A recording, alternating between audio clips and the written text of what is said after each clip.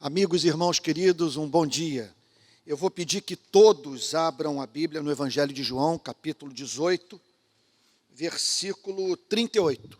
Repito, João, capítulo 18, verso 38, e a minha intenção hoje dar sequência a essa série de mensagens sobre o Evangelho de João e analisando nessa manhã o texto que vai do capítulo 18, verso 38, até o verso 6 do capítulo 19. Então, nós vamos hoje falar sobre o Jesus torturado. Longe de mim de procurar politizar a crucificação de Cristo. Agora, salta aos olhos de qualquer leitor do texto de João, desse capítulo, que essa passagem descreve a sessão de tortura pela qual o nosso Salvador passou. Então, João, capítulo 18, verso 38. E que a partir de agora, Deus nos socorra mesmo, que não seja mera transmissão de informação, de conteúdo religioso, mas que a palavra seja viva e aplicada pela graça divina no seu e no meu coração. Isso pode acontecer e para tal nós carecemos da ação de Deus. Sempre que eu me levanto para pregar, eu penso naquele texto dos discípulos no caminho de Emaús, que mantiveram contato com o Cristo ressurreto. Durante um tempo do diálogo, eles não conseguiram identificar a presença de Cristo. Eles sentiam algo estranho em seus corações e que só pôde ser decodificado por eles quando Cristo a eles se revelou, o que fez com que um se voltasse para o outro e dissesse: porventura, não nos ardia o coração quando pelo caminho ele nos expunha as Escrituras. Jesus veio conversando com eles sobre o Antigo Testamento. E ao falar sobre as verdades de Deus contidas na sua revelação, Jesus as comunicou com tamanho poder que aqueles homens sentiram o seu coração arder. Portanto, a pregação da palavra não tem como objetivo proporcionar entretenimento intelectual, mas sim transformar vidas. Essa é a nossa esperança. E as vidas são transformadas quando os corações são aquecidos pela graça divina, mediante a proclamação da verdade. Que Deus nos ajude, que a partir de agora o Espírito Santo nos auxilie em tudo. Então diz assim o verso 38 de João, capítulo 18. Pilatos perguntou: o que é a verdade? Depois de dizer isso, diz o texto que Pilatos voltou aos judeus e lhes disse: eu não acho nele crime algum. Verso 39. Como é costume entre vocês que eu solte alguém por ocasião da Páscoa, vocês querem que eu lhes solte o rei dos judeus? Então todos gritaram novamente: não este, mas Barrabás. Ora, Barrabás era salteador. Por isso Pilatos tomou Jesus e mandou açoitá-lo. Então essa passagem fala sobre a sessão de tortura pela qual Cristo passou. Que significa o seguinte: Cristo foi vítima do tipo de mundo que ele condenou. Preste atenção. Que nós, cristãos, evitemos, com toda a força do nosso ser, banalizar o conceito da redenção. O conceito do pecado, o conceito da conversão. Porque quando o pecado humano deixa de ser visto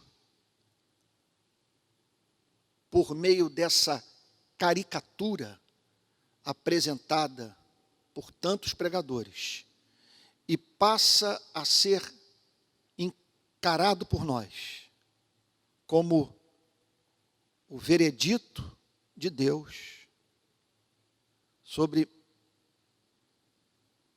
a propensão humana à maldade, nós passamos a compreender a mensagem do Evangelho. Nós só iremos compreender a mensagem do Evangelho quando chegarmos à conclusão que esse mundo carece de um Evangelho. E porque esse mundo é um mundo que carece da mensagem de Cristo. Porque esse é o mundo que, à luz dessa passagem, em primeiro lugar, menospreza a verdade. Olha a indiferença de Pôncio Pilatos ao tratar do tema mais importante que pode ser objeto do pensamento humano. Pilatos perguntou: o que é a verdade? Pergunta feita por uma autoridade pública, que diante da verdade não reconheceu a sua presença. Diante da verdade encarnada, não procurou conhecê-la com todas as forças do seu ser. Aqui nós, portanto, encontramos alguém em cujas mãos estava o destino de milhares de vidas humanas e alheio ao sentido da palavra verdade. Ele não se preocupava em saber da existência da verdade, da possibilidade dos seres humanos conhecerem a verdade e de viverem sob o poder da verdade. O que é a verdade? Se você me perguntasse, Antônio, o que é mais difícil você entender no comportamento humano e de muitas pessoas que você conhece? Eu diria, a indiferença para com a verdade. Mas eu não estou falando sobre a verdade no seu sentido mais amplo, o que envolve a busca pela aquisição de conhecimento em todos os campos de investigação do espírito humano. O que eu não consigo entender é como seres que vivem tão pouco, em meio a tamanha quantidade de incerteza, no decurso de alguns poucos dias dessa semana, eu posso me tornar objeto da intercessão de parentes e amigos por me encontrar em agonia em algum hospital. Não tenho certeza de nada. A maior parte do que diz respeito à minha vida ocorre à minha revelia. Eu não tenho garantia que vou terminar essa pregação entre o que eu estou dizendo agora e o próximo segundo eu posso fazer um aneurisma aqui no púlpito dessa igreja. E aqui estamos, sujeitos a um número de incertezas, de possibilidades trágicas que cercam a vida de todos nós, e nos recusando a ouvir a voz de um homem como Sócrates, filósofo grego, que dizia: a vida não examinada não é digna de ser vivida. Que sentido tem você viver uma vida para a qual não encontra resposta para as questões mais sérias, que dizem respeito às áreas mais importantes da sua existência? Então, por que esse mundo precisa de redenção? Porque esse mundo é muito parecido com Pôncio Pilatos. O que é a verdade? Ora, diante de um ser como Jesus, eu quero fazer essa pergunta de joelhos, derramando lágrimas, prostrada aos seus pés, a fim de confessar a minha triste condição. Jesus, eu estou em trevas. Se eu tiver que enterrar um filho, eu não disponho de nenhuma informação que me possibilite saber a razão de uma dor tão excruciante como essa. Senhor, esse é um mundo de maldade, de inimizade, de desigualdade, de guerras sem fim. Por onde passamos é só destruição, miséria e opressão. Se há um Criador, como sabê-lo? E se Ele existe, como nos reconciliarmos com Ele? A vida após a morte? Faz sentido lutar pela justiça? O que aguarda a humanidade após o fim da vida biológica de cada ser humano? Terá feito diferença, ou fará diferença, ter vivido uma vida dedicada à luta pela justiça e pelo direito? Ou ter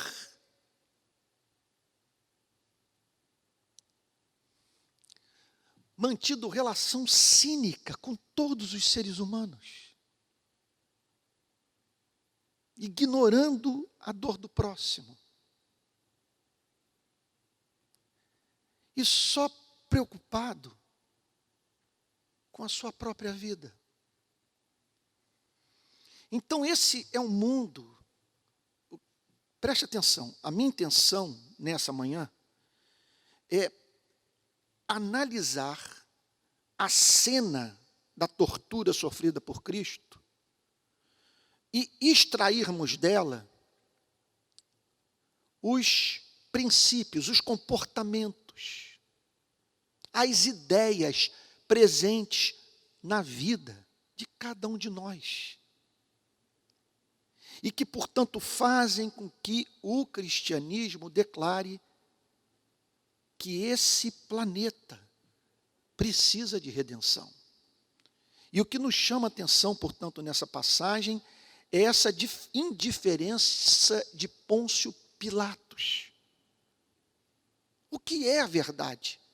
Uma possível interpretação dessa pergunta feita por Pilatos, e a interpretação feita por muitos estudiosos, é que aqui há um tom de deboche que é a verdade? Quem pode dizer onde encontrá-la? Que ser humano encontra-se em condição de se abstrair dos condicionamentos impostos pela cultura dentro da qual ele está inserido, a ponto de se aproximar nu, despido de todo preconceito do que é real? Há algo estranho com a humanidade. Eu nunca vou entender um cientista famoso, um PhD, alguém que contribuiu de uma forma real para a promoção da ciência, dizer que não acredita em Deus.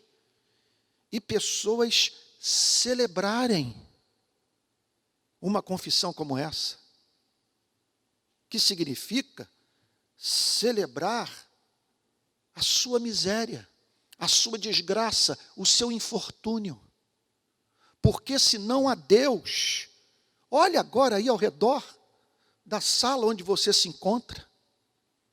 Olhe para as pessoas que estão em sua companhia, amigo e amiga. Daqui a pouco, você vai ter que se despedir de todas essas pessoas para nunca mais encontrá-las, se é que não há um Criador e nós estamos entregues às forças cegas que não entendem o que você sente agora por esse que está ao seu lado, ouvindo essa pregação. Em segundo lugar, esse é um mundo no qual inocentes são condenados. É um mundo profundamente injusto. Eu me lembro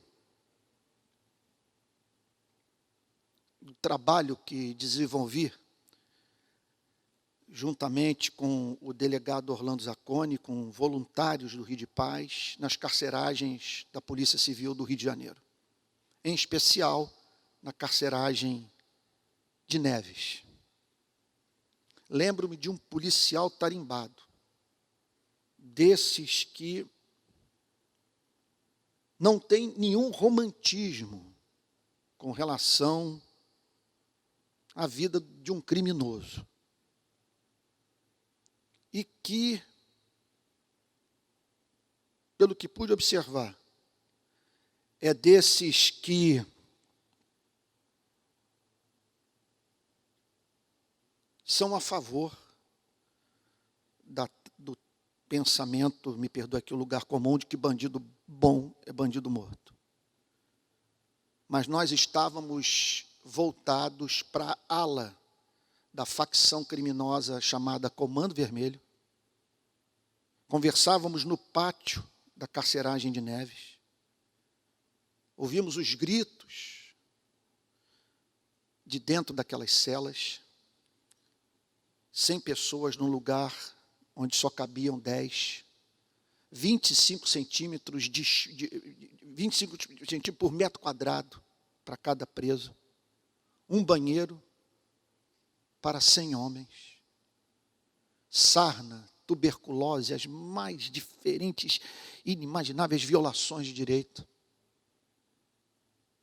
contra as quais esse delegado se insurgia e que nos levou à loucura, às lágrimas, ao sonho da reforma do sistema prisional.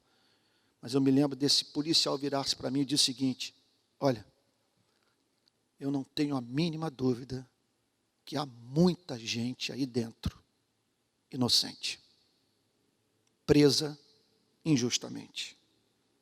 Isso não é nada novo. Olhe para o verso 38 de João capítulo 18. Pilatos perguntou: o que é a verdade? Depois de dizer isso, Pilatos voltou aos judeus.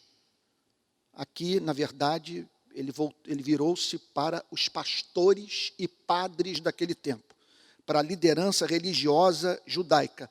Pilatos voltou-se aos judeus e lhes disse: eu não acho nele crime algum. Então, para você veja, preste atenção antes de me julgar e dizer que eu estou politizando uma pregação. Veja só, Essa passagem tem como objetivo principal descrever o amor redentor de Cristo. Aquilo ao que ele se sujeitou a fim de nos redimir dos nossos pecados. Eu não nego isso, não vou negar jamais. Tudo que nós vamos ver nessa manhã relaciona-se ao seu amor redentor. Essa é a mensagem principal do Evangelho de João. É nos ajudar a entender o preço que Cristo teve que pagar a fim de que fôssemos redimidos dos nossos pecados. Agora, é impossível lermos essa passagem sem pensarmos do ponto de vista do funcionamento das instituições políticas, das instituições públicas, sem pensarmos em termos da cultura do primeiro século, da forma como os seres humanos organizam sua vida em sociedade e como a maldade humana marca o funcionamento de todas essas instituições. Aqui nós vemos um homem, o rei, ou melhor, o governador da Judéia, o homem que respondia a César pela administração daquela região, dizer a seguinte coisa: eu não acho nele crime algum. Mas foi ele que autorizou a crucificação de Cristo. Contudo, segundo o relato histórico das testemunhas oculares da crucificação, Pilatos jamais acreditou nas acusações feitas pela liderança religiosa judaica. Ele sabia que aqueles homens estavam sendo movidos por inveja, que não suportavam a popularidade de Cristo, não toleravam a desconstrução que Cristo fazia do funcionamento daquelas mesmas instituições. Pilatos sabia que a acusação não tinha fundamento, e muito mais ainda depois que ele conheceu a Cristo e ficou evidente que ele não estava diante de um zelote, de um revolucionário, de um insurgente, de alguém que estava montando uma milícia. Ele sabia da inocência do Senhor Jesus. Contudo, faltava-lhe o elemento da coragem, da integridade, que fez com que ele se preocupasse mais com a sua imagem pública, com César, do que se preocupasse com a vontade de Deus. Ele sabia da inocência do Senhor Jesus, mas ele temeu o lobby judaico. Ele temeu que a liderança religiosa judaica fizesse com que chegasse a Roma a informação que Pilatos havia sido condescendente com um insurgente, com um líder revolucionário, com um terrorista. E assim funcionam as instituições públicas de todas as nações. E o que as caracteriza?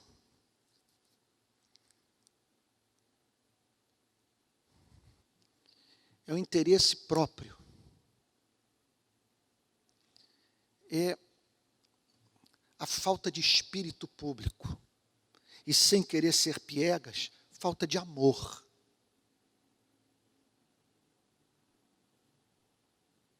Ele sabia da inocência de Cristo. E, contudo, permitiu que o Senhor Jesus fosse torturado e morto por crucificação. Terceira característica desse mundo. É um mundo que considera inocente o culpado. Olha o verso 40. Então, no verso 39, Pilatos diz: mas é costume entre vocês que eu solte alguém por ocasião da Páscoa. Naquele período, havia, essa é uma possível interpretação, uma dramatização da libertação de Israel da escravidão do Egito. Então, eles libertavam o preso. Talvez para corrigir algumas injustiças praticadas por aquele incipiente sistema de justiça criminal. Mas é costume entre vocês que eu solte alguém por ocasião da Páscoa, que eu pegue um preso e conceda liberdade a ele. Vocês querem que eu lhes solte o rei dos judeus? Então, Pilatos apresenta a liderança religiosa judaica e a cidadãos de Israel um homem que havia praticado de modo concreto o crime do qual Cristo estava sendo acusado. Barrabás era um zelote. Ele lutava pela libertação de Israel da opressão exercida pelo Império Romano. E numa das ações dele com os seus companheiros, com o seu grupo, uma pessoa havia sido morta. Então Pilatos chama Barrabás e o apresenta ao lado de Cristo na esperança de que o povo escolhesse pela libertação de Cristo, já que não havia dúvida sobre a natureza do crime de Barrabás, sua gravidade e também a quantidade de evidência. A Bíblia fala sobre Barrabás, dando a certeza que ele havia, dentro dos seus sonhos políticos, no seu anelo por libertação, praticado crime contra a vida. Para surpresa de Pilatos, todos gritaram novamente: não este, mas Barrabás. E João diz: ora, Barrabás era salteador. Eles gritavam Barrabás. Nesse sentido, é muito importante nós procurarmos entender por que a cidade, que 5 dias aproximadamente antes havia recebido Jesus com louvor, chamando de o Filho de Deus, o Filho de Davi. A Bíblia descreve aquelas pessoas jogando suas roupas no chão para que Jesus passasse por cima delas, montado num jumentinho. Hosana o que vem em nome do Senhor, hosana nas alturas. E agora aquelas pessoas são encontradas pedindo a crucificação de Cristo e soltura de Barrabás. Por quê? Porque aquela gente havia recebido uma profunda influência da liderança religiosa judaica. Os pastores daquele tempo,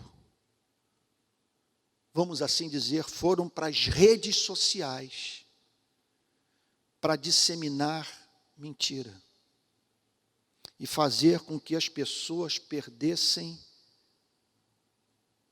a capacidade de separar o joio do trigo, tornando-as assim carentes desse elemento de discernimento. Meu Deus,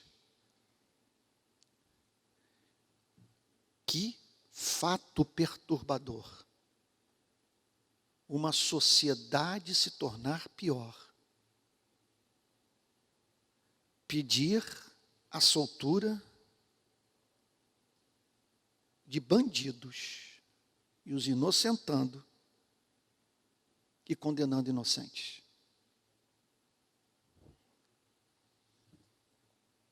Então, esse é um mundo que é capaz de considerar inocente o que é culpado.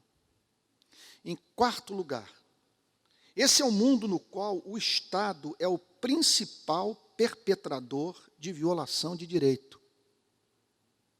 É importante, nesse sentido, que olhando para essa passagem, nós entendamos o porquê de tantos adeptos do movimento de direitos humanos erguerem a voz quando o Estado é visto praticando violação de direito. Nós já observamos essa tendência nos dias de Cristo. Esse tipo de violação de direito foi sistematicamente praticado ao longo de toda a história da humanidade. Foi assim no Império Romano, na Idade Média, foi assim nos estados absolutistas, aí vem a Revolução Francesa, causadora de mudanças significativas do ponto de vista da relação dos cidadãos com o Estado, e que, contudo, não conseguiu trazer solução para aquele que, apesar de se tornar portador de direitos políticos, não havia se tornado portador de direitos sociais. Então, legalmente, ele tinha assegurados alguns direitos que, contudo, não podiam ser exercidos por ele em razão do estado de miséria, de exploração, de exclusão, de vulnerabilidade em que se encontrava. E aí, então, quando nós chegamos no século XX, nós vemos nos países da cortina de ferro, no regime stalinista marxista, o Estado oprimindo pessoas. Se você quer ter uma ideia do que o Estado stalinista marxista fez contra seres humanos, eu sugiro que você leia o Arquipélago Gulag, de Alexander Solzhenitsyn, e se você também puder, leia A Recordação da Casa dos Mortos, de Dostoiévski. Eu li esse ano passado, que descreve o seu sofrimento nas prisões da Sibéria. Então, ali, o que nós temos é o exército trabalhando para um governo despótico, oprimindo pessoas. O mesmo aconteceu na Itália de Benito Mussolini. Mesmo fenômeno foi encontrado na Alemanha de Adolf Hitler. Então, a conclusão que essa gente chegou, e graças a Deus pela existência desses homens e mulheres, é que nós criamos um monstro chamado Estado. Sem ele não dá para viver. Só que nós conferimos aos agentes do poder público muito poder.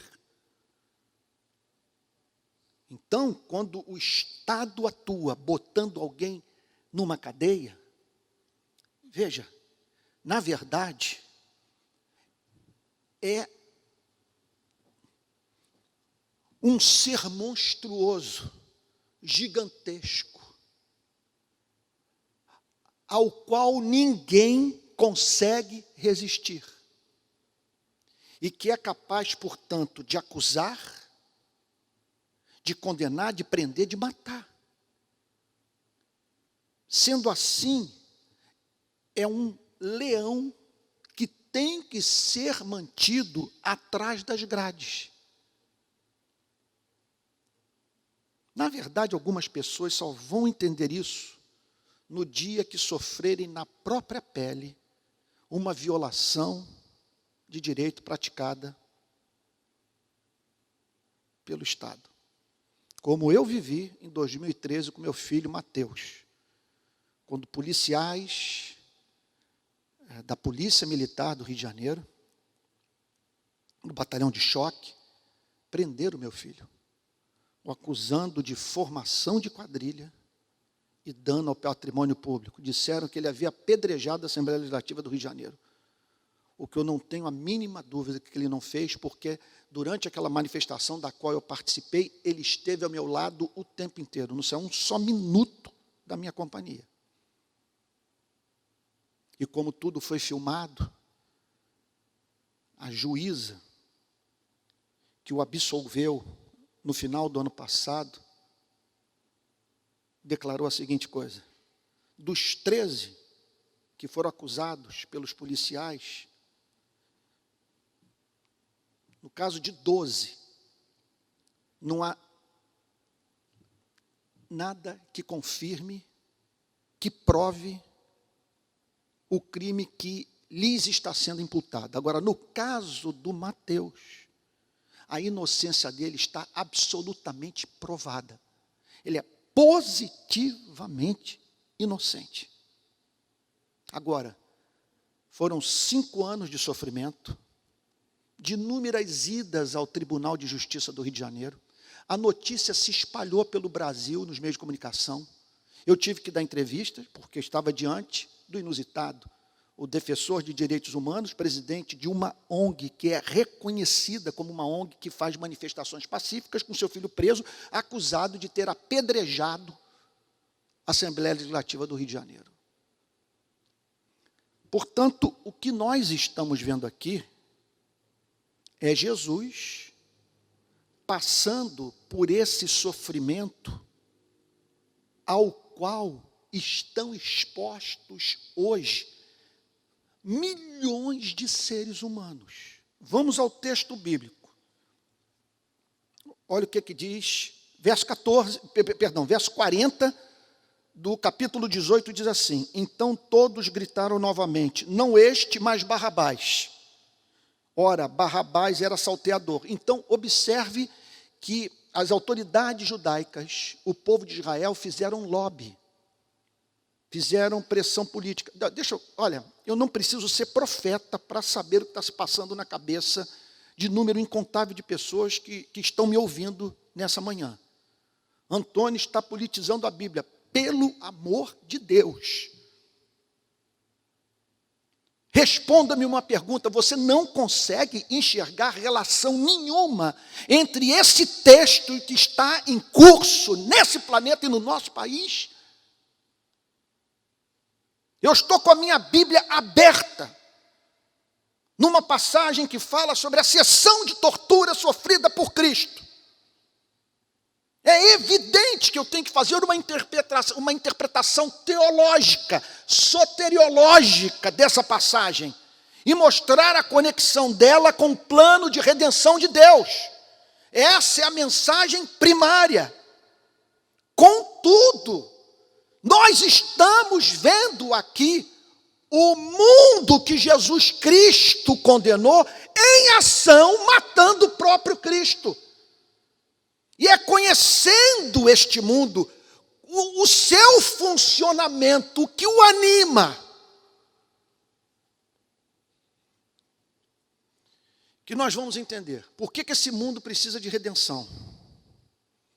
Por que esse mundo matou a Cristo? E o que nos cabe fazer a partir do momento que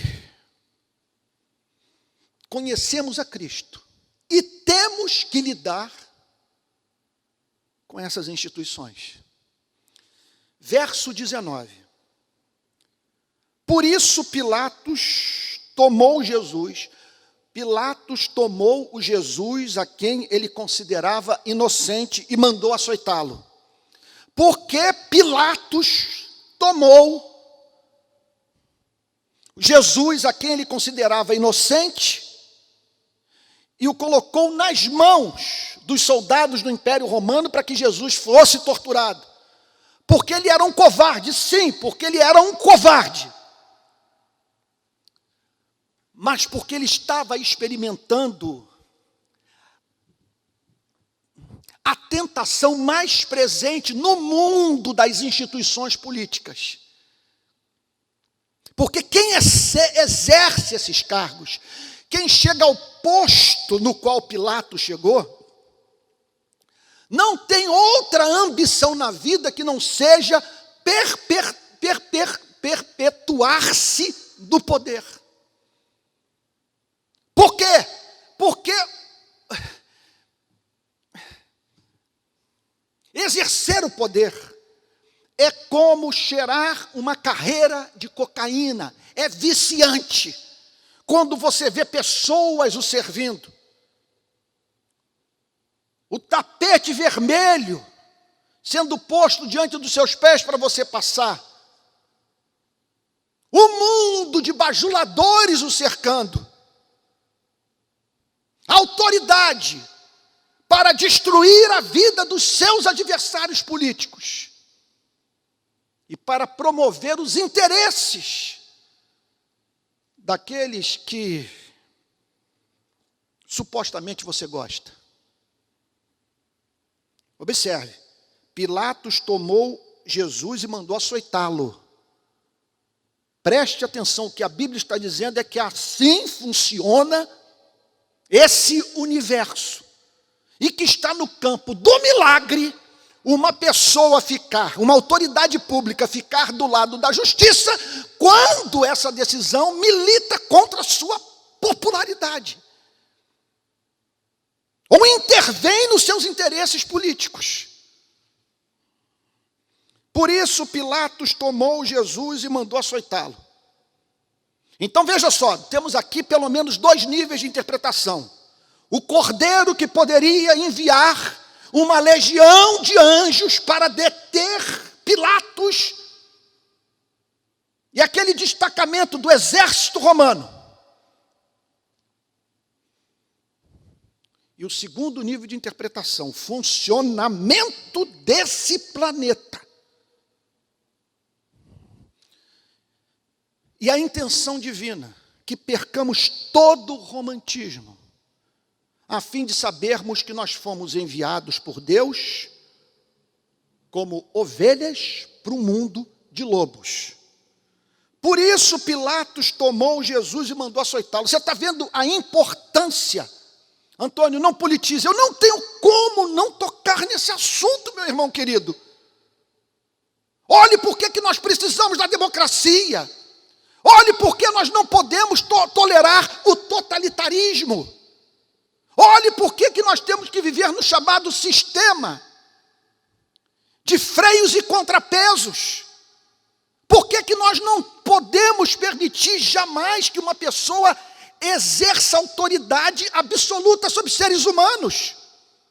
Olhe por que o discurso do deputado federal, feito essa semana, tem que ser condenado pelo todo da sociedade. Olhe para essa passagem, Pilatos pegando um inocente. Aqui não tem defensor público, não tem advogado, não tem corte de apelação, não tem, não tem ONU. Ele não tem a quem apelar. Por isso Pilatos tomou Jesus e mandou açoitá-lo. O que significa, portanto, que nós podemos tolerar práticas nas instituições do Estado capazes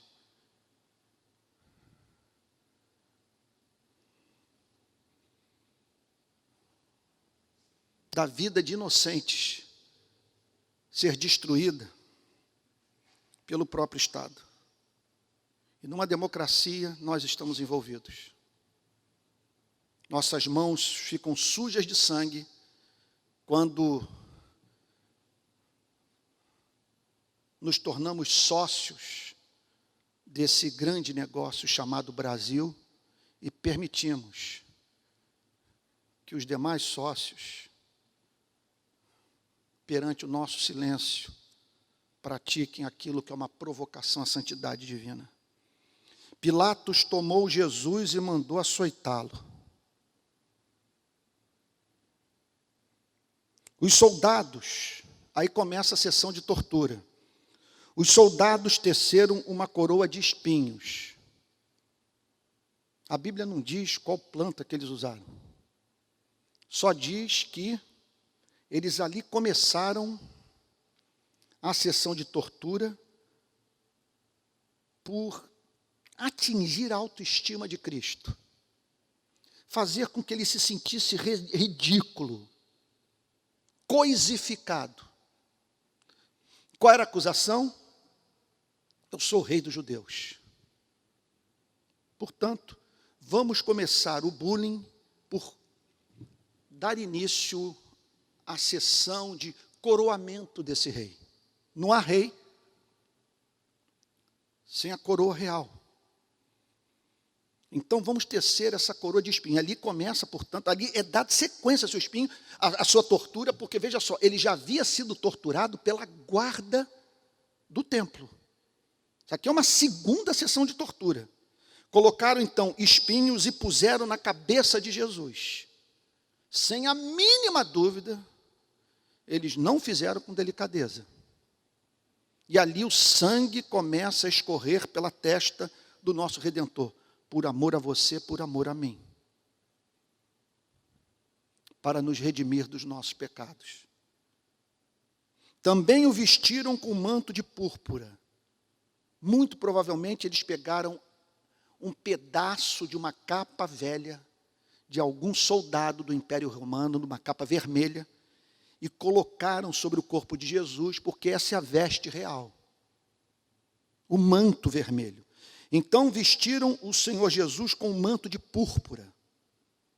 E aí então começa o teatro. Chegavam-se a ele e diziam, salve rei dos judeus. E aí começa o deboche. Imagine só, aquela figura patética, com o rosto coberto de sangue, sangue descendo pelas orelhas, pelo pescoço.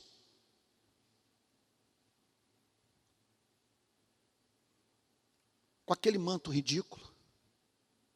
E os soldados fingindo prestar culto, ou adoração, ao rei dos judeus. Salve rei dos judeus. E à medida que eles se curvavam diante do Senhor Jesus, nesse teatro dantesco, diabólico, cada soldado dava-lhe uma bofetada. Por favor, voltamos aqui aos dois níveis de interpretação. Primeiro nível, o cordeiro que tira o pecado do mundo, sendo imolado por amor a você e a mim. O amor redentor de Deus que está em Cristo Jesus. Agora, o outro nível é uma forma de funcionamento das instituições públicas que podem, ou que uma forma que pode contar com o seu e o meu apoio, ou o seu e o meu repúdio. Eu peço que você olhe para essa passagem e diga o seguinte, isso aqui é bonito. Você se compadece de Cristo. Você olha para esse texto e diz, quanto sofrimento nas mãos de ímpios. Agora, quando você olha para o que é feito hoje no nosso país, quando você observa o que é apregoado por autoridade pública na nossa nação, por que você se cala?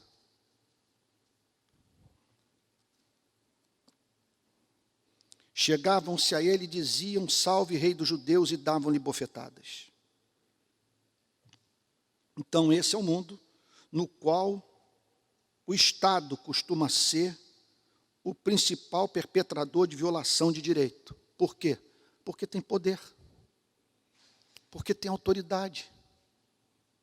Porque dispõe de recursos para oprimir.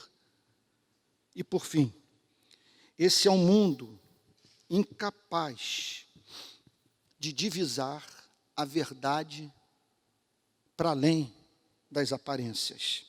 É um mundo que ignora a verdade, mas é um mundo que sofre de limitações epistemológicas monumentais.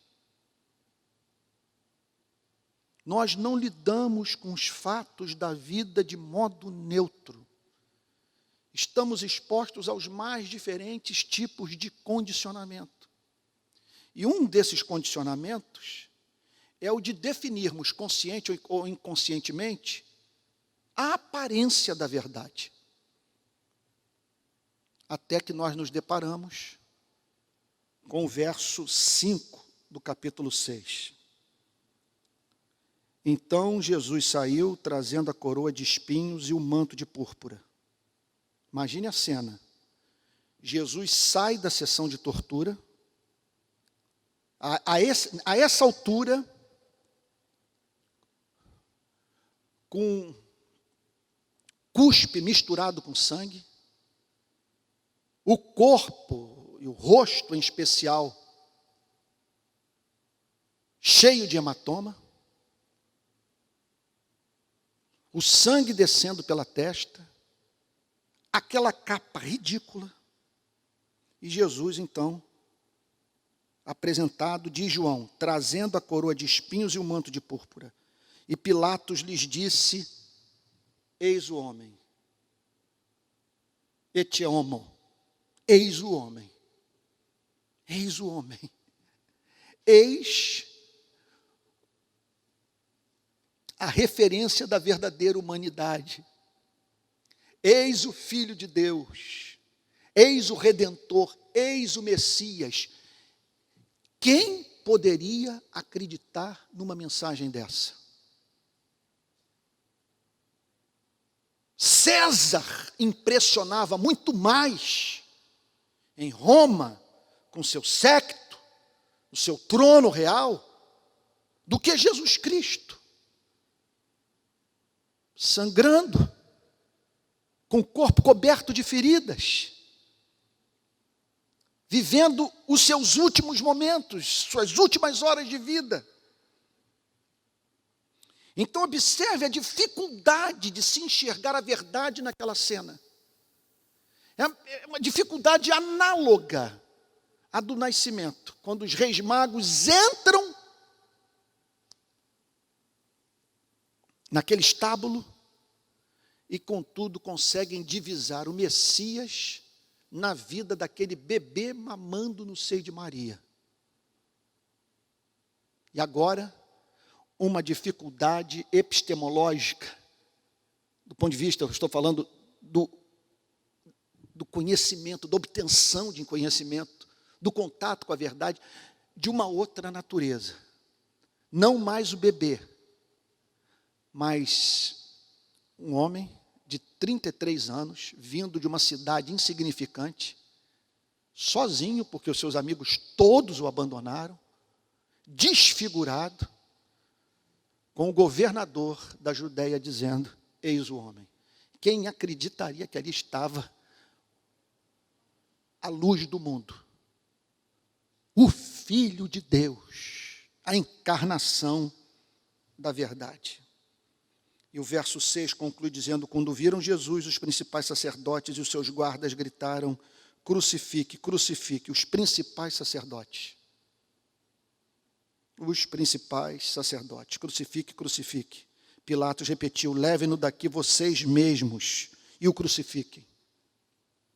Que vocês então levem adiante esse jogo sujo, tentando fazer o que vocês não podem fazer, porque vocês não têm autoridade para prescrever a pena de morte.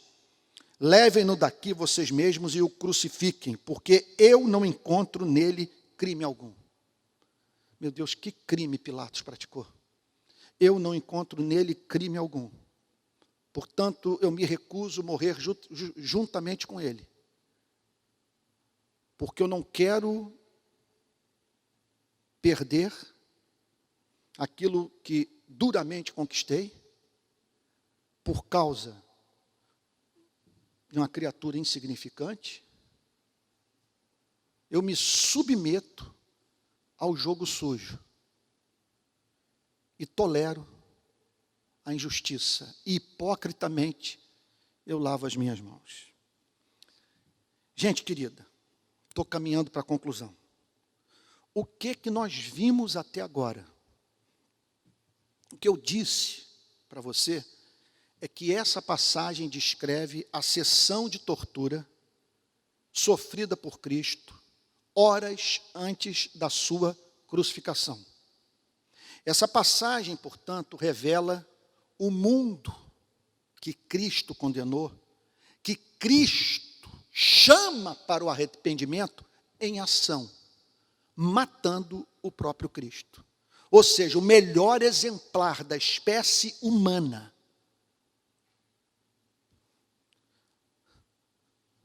andou por esse planeta e os seres humanos não gostaram do que viram e decidiram matá-lo. Então, o que essa passagem da crucificação revela sobre esse mundo? Só entendendo o que essa passagem revela sobre o funcionamento desse mundo, para nós compreendermos o porquê temos que pregar o Evangelho, chamando assim homens e mulheres a deporem armas, cessarem com a rebelião e se reconciliarem com Deus.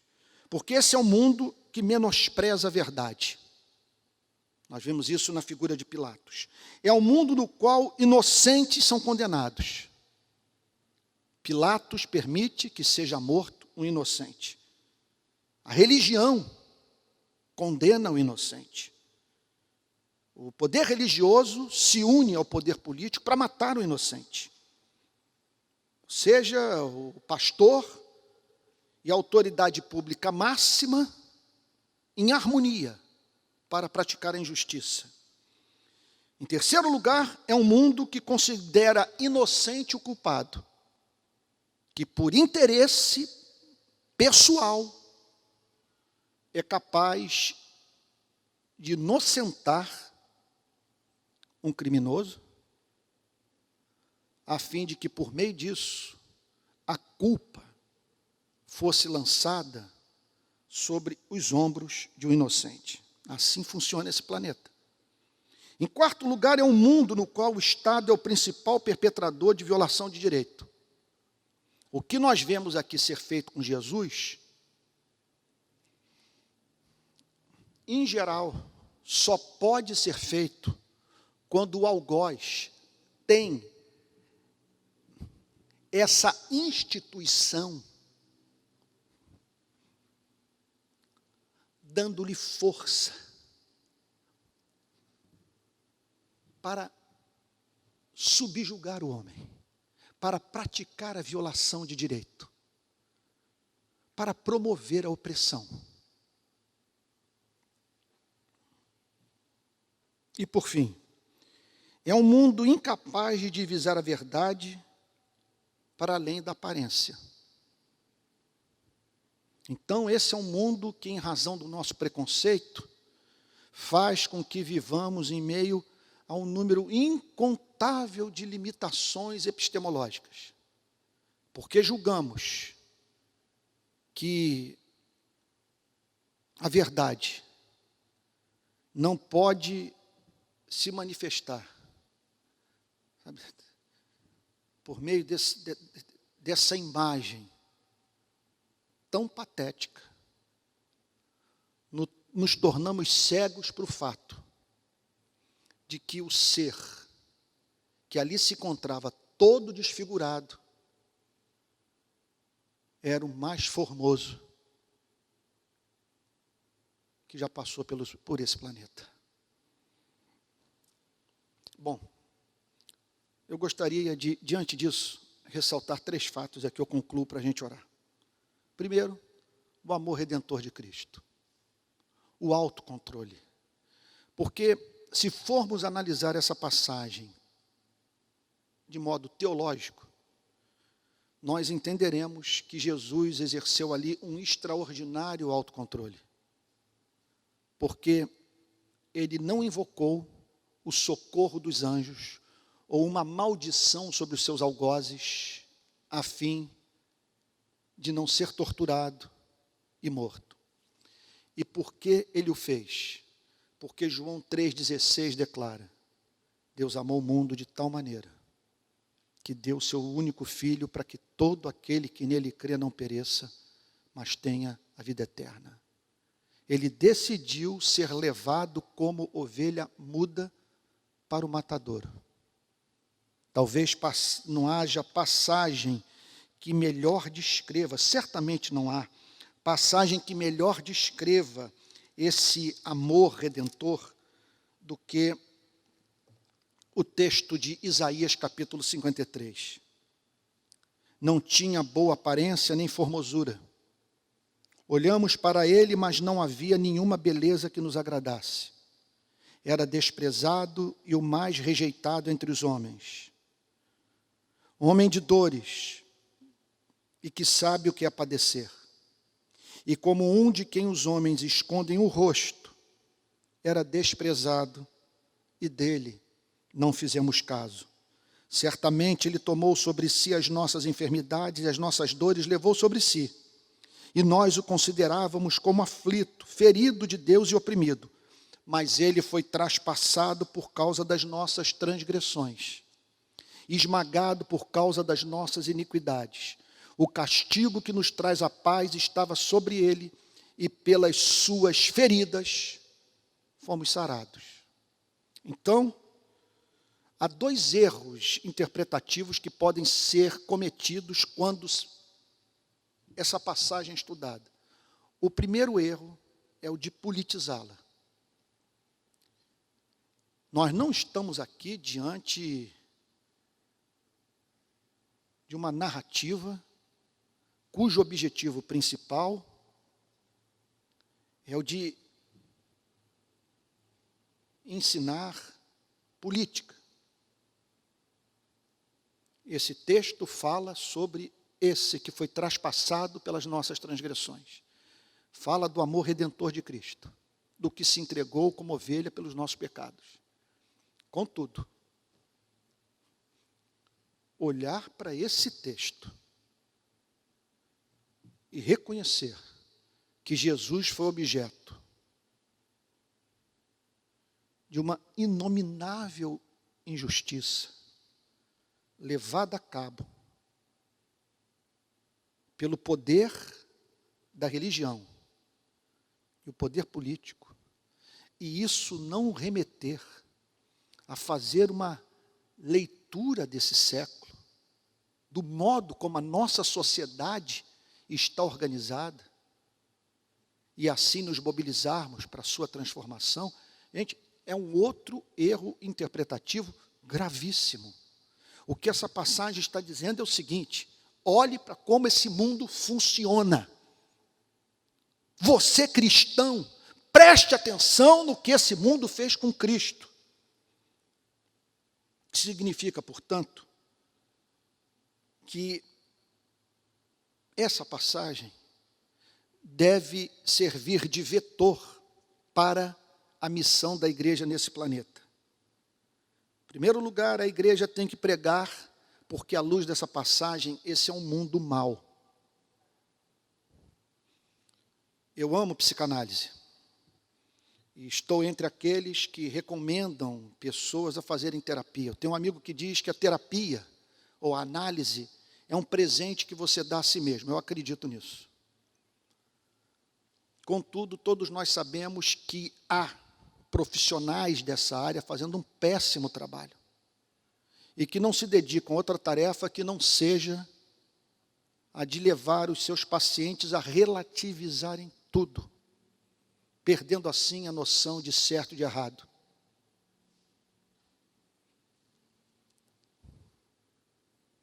Amigo, você olhar para esse planeta, para tudo que já ocorreu debaixo do sol, praticado pela nossa espécie, e dizer que os cristãos estão errados em chamar os seres humanos de pecadores e declarar que eles precisam se arrepender dos seus pecados, é uma cegueira monumental. Você não diria isso em Auschwitz, em Birkenau, em Dachau. Você não diria isso se visse uma mãe levando sua filhinha de 5 anos para uma câmara de gás. Você não diria isso. Portanto, olhamos para uma passagem como essa e temos o nosso fervor evangelístico renovado. Esse mundo precisa ouvir a mensagem do Evangelho. Segundo, não nos resta alternativa senão combater essa injustiça. Porque Jesus veio porque o mundo funciona assim. Como? Eu quero que alguém me explique. Se Jesus veio porque o mundo é assim, como uma pessoa pode acreditar que quem teve o encontro com Cristo vai tratar com indiferença esse mundo que Cristo condenou e que foi condenado por Cristo e que condenou a Cristo? Como que uma pessoa pode ser vista como alguém que nasceu de novo e olha para uma maldade como essa e não experimenta indignação e não luta para que essas cenas não se reproduzam? E olha, eu vou lhe dizer uma coisa, especialmente quando esse que se diz cristão vive numa democracia e tem a liberdade de expressão e direito de protestar. Agora, eu concluo dizendo a seguinte coisa. Olhe para esse texto. O que ele revela? O melhor exemplar da raça humana ou da espécie humana sendo odiado pelas instituições religiosas, tratado com indiferença pela autoridade pública. Qual o ponto que eu quero chegar? Quanto mais a sua vida se tornar parecida com a vida de Cristo, mais inimigos você terá dentro da igreja e nas instituições públicas do seu país. Procure reproduzir a vida de Cristo. Não tenha dúvida de que você será objeto desse ódio. E, portanto, é de fundamental importância que, ao aceitar o apelo para vir à frente numa igreja, com as mãos levantadas, dizendo que você está consagrando sua vida para a obra missionária, é muito importante que você saiba o que está fazendo. Repito, você está sendo enviado como ovelha para o mundo de lobos. Pessoas haverão de odiá-lo e declararem toda espécie de mal a seu respeito. E os seus piores inimigos serão os de dentro da própria igreja. Conclusão. A relação de Cristo com este mundo revela o seu amor por você e por mim. E a visão do seu amor por nós deveria inflamar o nosso coração, mover a nossa vontade, a fim de que, com a nossa forma de viver, com o que escrevemos, com o que falamos, mediante o modo como nós nos comportamos, com a nossa vida, condenarmos o mundo que matou Jesus Cristo. Que Deus o abençoe em nome de Jesus. Vamos ter um momento de oração. Pai Santo, nós te agradecemos por essa passagem extraordinária, tão atual. E lamentamos, Senhor, que grande parte da igreja não tem ouvidos para ela. Porque se a passagem estivesse falando sobre sexo, tabaco e álcool, muitos diriam, sim, estamos diante de grandes males que afligem a humanidade. Mas quando se fala em tortura, em prisão, sem direito de defesa, quando se fala no Estado perpetrador de violação de direito, quando se fala em regimes totalitários e pessoas abertamente atacam a democracia, perante o silêncio da igreja, a conclusão que nós chegamos é que nós adoecemos, Senhor. Cura-nos, Senhor. E ajuda-nos a olhar para essa passagem e sentir repulsa pelo que houve e sentir repulsa pelo que acontece hoje. E que Tu nos concedas graça para imitarmos a Cristo, para reproduzirmos a vida de Cristo.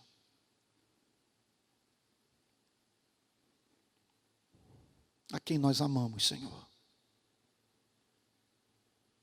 Porque a grande mensagem dessa passagem é que o imenso amor de Cristo por nós pecadores o levou a sofrer como ovelha muda no nosso lugar. Senhor, desembaça as lentes do nosso coração, para que contemplemos a beleza do Salvador. Senhor, nós sabemos que, racionalmente, tudo é belo. Mas, Senhor, uma coisa é conjecturarmos sobre a beleza, outra coisa é termos uma visão da beleza. Ajuda-nos a ver a beleza, Senhor. E como Maria, cair aos pés de Cristo, banhar os seus pés com as nossas lágrimas de amor grato. Concede-nos graça para reproduzirmos, repetimos, Senhor, a vida de Cristo. Ainda que tenhamos que causar toda essa revolta, dentro e fora das instituições religiosas, ainda que nos tornemos inimigos do rei, inimigos do pastor, que Tu nos concedas graça, Senhor, para não perdermos em nenhum momento a nossa identidade cristã. Em nome de Jesus, Senhor. Amém.